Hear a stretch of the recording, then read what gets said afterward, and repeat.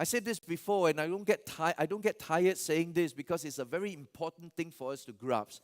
I said in a conference, I want to say to you as a congregation again this morning. Because everywhere in the church, when churches want to come alive in the things of God, they often ask a question, whether it is verbally articulated or in spirit, is a question that motivates the church. And the question is, are you ready? That question can come in many forms, but the basic idea is, are you ready for spiritual battle? Are you ready for ministry? Are you ready for the year of empowerment? Are you ready to be mobilized? Are you ready to do the things of God or the work of God? Are you ready? And then we ask our young people the same question. Young people, are you ready? Are you ready to live your life for Jesus? Are you ready? Now, that's a very important question, but I want to suggest that we have missed something more important here. Because while the question is important, it is not a foundational question. There is another question that is more important to ask because it's foundational. The question is not, are you ready? The question rather is, are you rooted? Are you rooted in the Word of God? Young people need to be asked that. Young people need to be taught that. The church need to be asked that. The church need to be taught that. Are you rooted in the Word of God? Are you rooted in the deep things of God? Are you rooted in sound doctrine? Why? Because if you are not rooted, you will never be ready.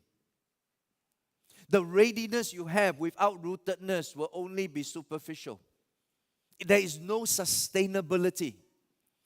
It will be zeal without knowledge because the foundation is missing. Discipleship is about radically returning to the foundation of following Jesus and in abiding in Him to advance His kingdom. The call of discipleship is not advance His kingdom. The first call of discipleship is to abide in Jesus that His kingdom may be advanced. This abiding in Jesus is that radical rootedness that is needed in discipleship today. In order for us to know that our dream is from God, we need to walk that pilgrimage of rootedness in His Word. We need to come to a place where we lay hold of the foundation of the Word of God in our lives. You see, my friends, there are two ways to do the work of God. There's the way of the world and the way of the Word. The way of the world is the fleshly way of getting things done. We think if I can push the right buttons, if I can leverage the right agenda and see it through, I'm able to get what I want. The dream will be fulfilled.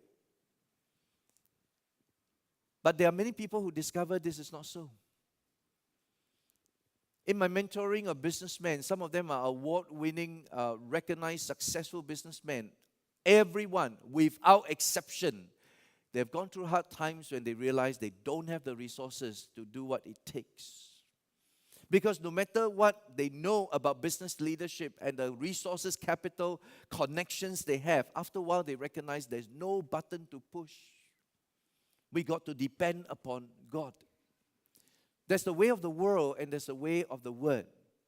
The way of the promises of God, the assurance of God, the confidence that God comes through.